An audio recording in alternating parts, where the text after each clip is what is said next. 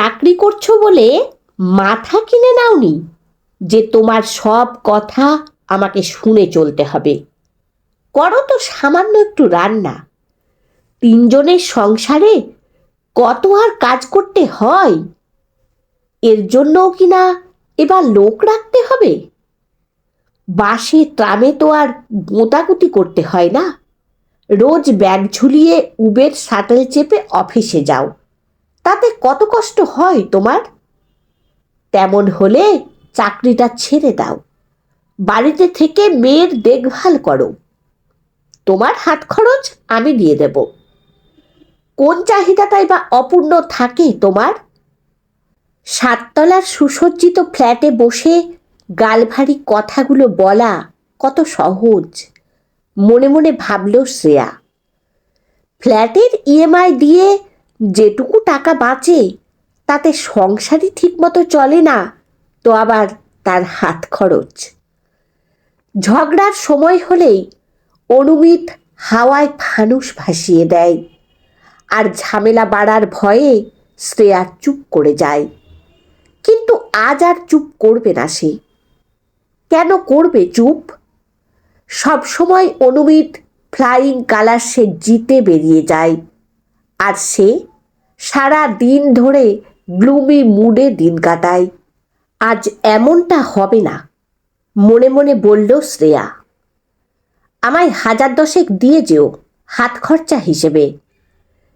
কিছুদিন আগে বলেছিলাম সোনালের জন্মদিন আসছে, বেশ কিছু কেনাকাটা করতে হবে। তুমি তো আজ অবধি শপিংয়ে নিয়ে যেতে পারলে না। আমি না হয় একাই চলে যাব। মোবাইল ট্রান্সফার করে দিও অফিস বেরোনোর আগে। বললেই হয়ে গেল, টাকা যেন গাছে ফলে। 10,000 দাও এখুনি, পরে সব দেখা যাবে। এখন তাড়াতাড়ি খাবার দাও দেখি, আমার অফিসে দেরি হয়ে যাচ্ছে। দেবে তো ওই ডাল ভাত, মাছের ঝাল, আলু ভাজা, তাই নিয়ে কত কথা। আবার নাকি ওর রাঁধুনি লাগবে, তাও যদি মায়ের মতো 5 পদ রাঁধতে পারতে। বাবার অফিসে যাওয়ার সময় মা কেমন সুন্দর করে বাটির পর বাটি ভরে সাজিয়ে দিত সব। আর আমার কপাল দেখো, বাজার করে ফিরতে দেরি হলে মাছটুকুও পাতে জোটে না, ফ্রিজে তোলা থাকে। সেই কখন রাতে ফিরব, তবে পাতে মাছ জুটবে। কিছুই ঠিকমতো সামলাতে পারো না, তবু এত কথা আসে কোত্থেকে? লজ্জাও কি করে না তোমার? গম্ভীর মুখে শ্রেয়া বলে উঠল, আজ থেকেই চাকরিটা ছেড়ে দিচ্ছি। একেবারে পিওর হোমমেকার হব কাল থেকে। আজকের পর থেকে সবটা কিন্তু তোমাকে চালাতে হবে। সব কথাই ওই দিচ্ছি দেব করলে কিন্তু চলবে না। সোনালের স্কুল, সংসার, গাড়ির পেট্রোল, ফ্ল্যাটের EMI, weekend party, social celebration, সবটাই তোমাকে একার হাতে চালাতে হবে। পারবে নিশ্চয়ই। আমায় কিন্তু আর কিছু বলতে এসো না। মেন্টাল সাপোর্ট দিতে পারলেও টাকা পয়সা দিয়ে সাহায্য করতে আর পারবো না। বাজারের লিস্ট করে দেব, ঠিক মতো সব এনো। দেখো তোমার ঘরোয়া বউ 5 পদ রেঁধে দিতে পারে কিনা।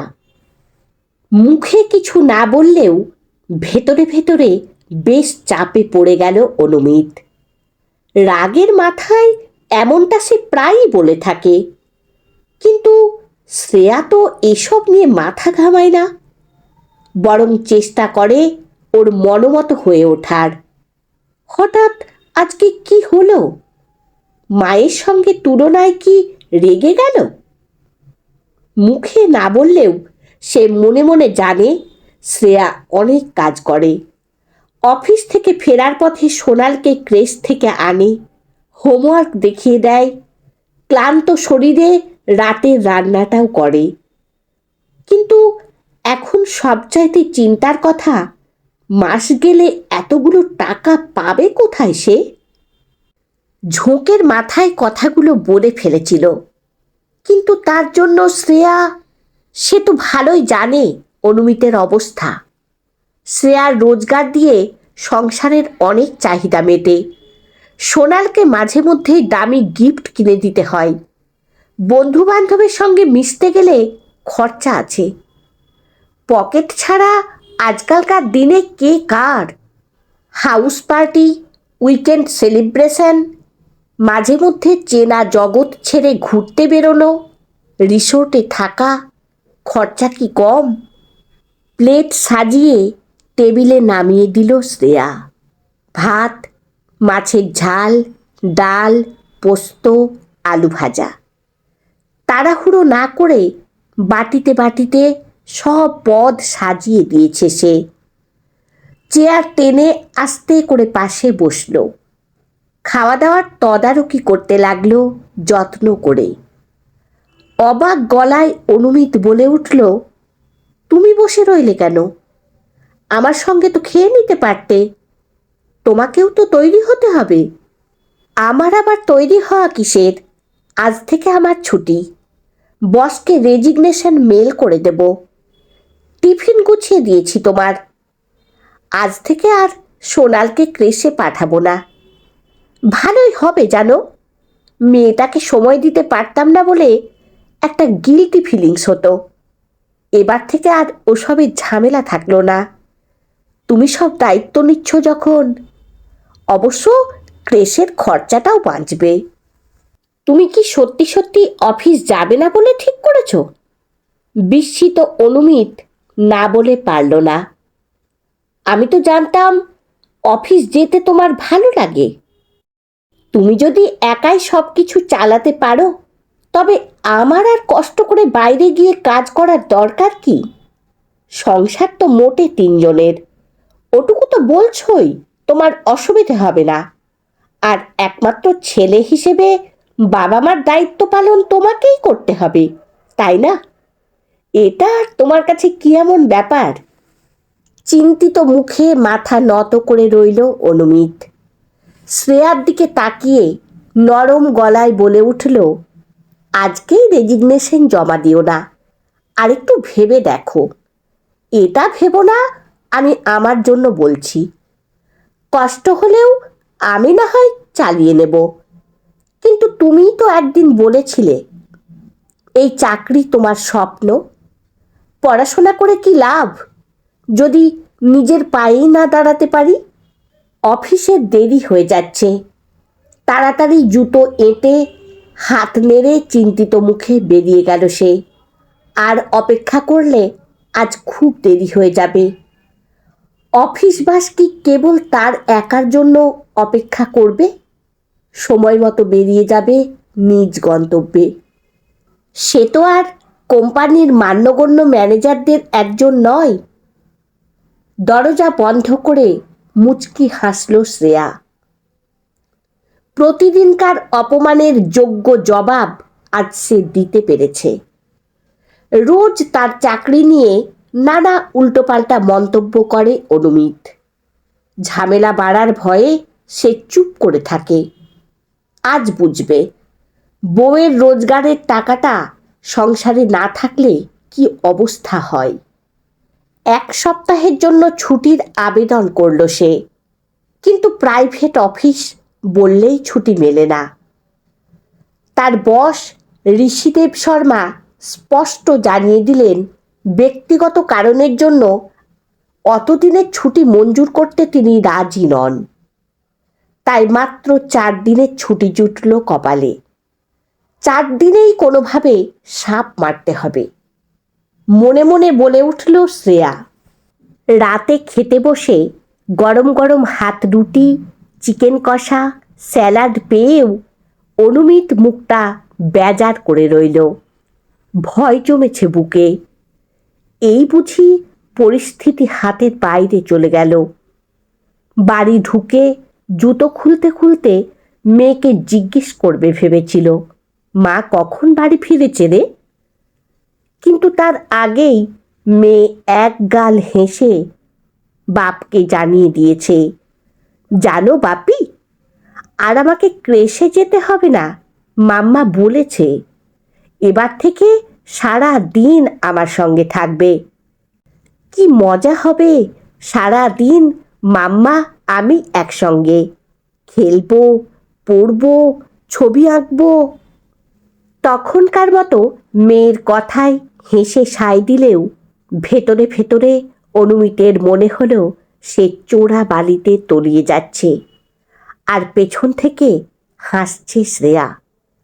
এই ম্যাগি গন্ডার বাজারে একজনের রোজগারে সংসার চলে? শুধু তো খাওয়া পড়া নয়, সঙ্গে আরও অনেক কিছু। দেখনদারি সর্বস্ব জীবনে না চাইতেও অনেক কিছু করতে হয়। কিন্তু ঝগড়ার সময় সে নিজে মুখে বলেছে প্রয়োজনে সবটাই একা চালিয়ে নিতে পারবে। কিন্তু শ্রেয়াই বা এতখানি রাখলো কেন যে একেবারে চাকরিটাই ছেড়ে দেওয়ার কথা ভাবছে? মায়ের সঙ্গে তুলনাটা কেন যে করতে গেল? ওই জন্যই বলে মুখ থেকে ভেবেচিন্তে বাক্যবিন্যাস করা উচিত। তার বউ তো ভুল কিছু বলেনি। মা সারা দিন বাড়িতে থাকতো, রান্নাঘরে মুখ ডুবিয়ে থেকে রকমারি সুস্বাদু খাবার রেঁধে টেবিলে পরিবেশন করত। আর সংসারের দুজন অতীব ব্যস্ত মানুষ স্বামী ছেলের দেখভাল করত। এমনটা নয় যে মা ব্যস্ত ছিল না, কিংবা সংসারের পেছনে মাকে কম সময় দিতে হতো। কিন্তু শ্রেয়ার মতো ঘর বার তো একসঙ্গে সামলাতে হতো না।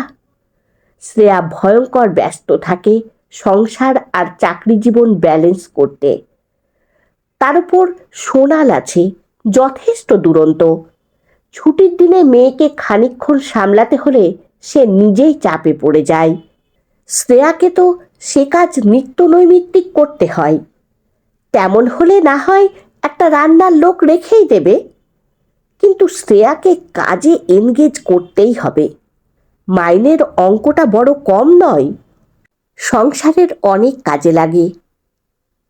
রাত্রিবেলা ড্রেসিং টেবিল লাগোয়া স্টুলে বসে শ্রেয়া যখন গালে নাইট ক্রিম ঘষছে, সেই মুহূর্তে গদগদ স্বরে অনুমিত বলে উঠল, আজকে চিকেনটা দারুণ হয়েছিল, মায়ের থেকেও ভালো। কি করে বানালে এত সুস্বাদু চিকেন কষা? YouTube recipe? মনে মনে হাসল শ্রেয়া। এই তো বেশ ওষুধ ধরেছে। ফেরার পথে সোনালকে বলা কথায় কাজ হয়েছে দিব্যি। কিন্তু মুখে সে ভাব না দেখিয়ে আরো গম্ভীর হয়ে গেল সে। তোমাদের দেশের বাড়িতে তো মুরগি ওঠে না। মা তো কোনোদিন আমাদের জন্য মুরগি রাঁধেননি। তবে তুমি জানলে কিভাবে যে চেষ্টা করলে মা আমার চেয়েও ভালো মুরগি রাঁধতেন না? যা দেখা যাচ্ছে ট্রাক বেলাইন হওয়ার সমূহ সম্ভাবনা। মনে মনে জিভ কাটল অনুমিত। এসব ছেঁদো কথা বলে কাজ নেই। তার চেয়ে স্পষ্ট কথায় নিজের ভুলটা স্বীকার করে নেওয়াই ভালো। তাতে অন্তত ঝামেলাটা মিটবে। সামান্য গলা খাকড়ে বলে উঠল, সকালে তোমার সঙ্গে চড়া গলায় কথা বলা আমার উচিত হয়নি। তেমন কষ্ট হলে একজন সাহায্যকারিনী রাখতে পারো। আমি তো তোমায় তেমন কিছুই সাহায্য করতে পারি না। আমারই বোঝাই ভুল ছিল। তুমি কি এখনো আমার ওপর রাগ করেই থাকবে? খামোখা রাগ করতে যাব কেন? তবে তোমার সকালের কথাগুলোই সত্যি ছিল, তাই ঠিক করেই নিয়েছি চাকরি আর আমি করব না। এবার থেকে ঘরে থাকব, সংসার সামলাবো। লোকে কি বলে জানো? রাগলে মানুষের মুখ থেকে সত্যিটাই বেরিয়ে আসে। বিছানা থেকে নামে অনুমিত, হাঁটু গেড়ে বসে পড়ে শ্রেয়ার সামনে। প্রেম দাম্পত্য মিলিয়ে এতদিনের সম্পর্ক আমাদের। তুমি আমায় এই চিনলে শ্রেয়ু? হয়তো মাঝে মধ্যে একটু চেঁচিয়ে ফেলি, কিন্তু সত্যি করে বলো দেখি, মানুষটা আমি কি খুব খারাপ? তোমায় কি একটুও ভালো রাখতে পারিনি বা চেষ্টা করিনি? সামান্য থামল সে। চাকরিটা কি তুমি সত্যি সত্যি ছেড়ে দিয়েছ?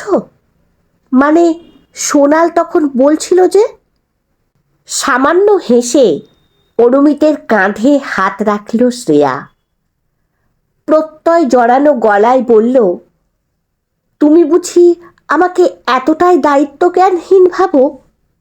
সংসারটা কিভাবে চলে আমার কি জানা নেই? তোমার কথায় রাগ করে চাকরি ছেড়ে দিলে চলবে? আমি শুধু তোমাকে একটু বোঝাতে চেয়েছিলাম। সবসময় ওভাবে কথা বললে আমারও কষ্ট হয়, খারাপ লাগে। এভাবে আর কখনো বলো না। মনে রেখো, এই সংসারের জন্য আমিও কম কিছু ভাবি না। সকাল থেকে বুকে চেপে থাকা ভারটা নেমে যাচ্ছে আস্তে আস্তে। তবু একেবারে নিশ্চিন্ত হওয়ার জন্য অনুমিত বলল, তাহলে যে সোনালকে বলেছ কাল থেকে আর অফিস যাবে না? যাব নাই তো, 4 দিনের জন্য ব্যক্তিগত কারণ দেখিয়ে ছুটি নিয়েছি। তবে আমিও বরং একটা ছুটির অ্যাপ্লিকেশন করে দিই, তারপর 3 মিলে মন্দারমণির সমুদ্রে ঝাঁপায় জুড়ি। মহারানীজি রাজি তো? কিন্তু সোনালের স্কুল, প্রাইভেট টিউশন, ছবি আঁকা, নাচ গান সব হবে।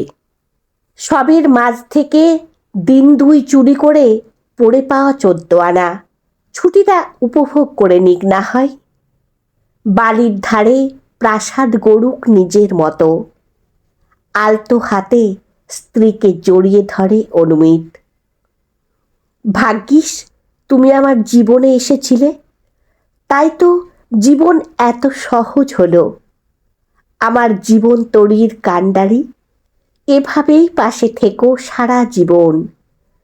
প্রয়োজনে ভুলগুলো শুধরে দিও, কিন্তু অভিমান করে ছেড়ে যেও না। তোমার সঙ্গে বেঁধেছি আমার প্রাণ সুরের বাঁধনে। লাজনম্র মুখে শ্রেয়া বলে উঠল, হচ্ছেটা কি শুনি? পাশের ঘরে মেয়েটা এবার তোমার হেঁড়ে গলা শুনে জেগে উঠবে যে। কোলে তুলে শ্রেয়াকে বিছানায় নিয়ে যেতে যেতে অনুমিত সুর করে বলে ওঠে, একমাত্র বিয়ে করা বউ বলে কথা, কে কি বলবে শুনি? হে আমার স্বপ্ন বাসবদত্তা, গোপনে কহি তোমারে, এতদিন পরে এসেছে আবার আজি অভিসার রাত্রি।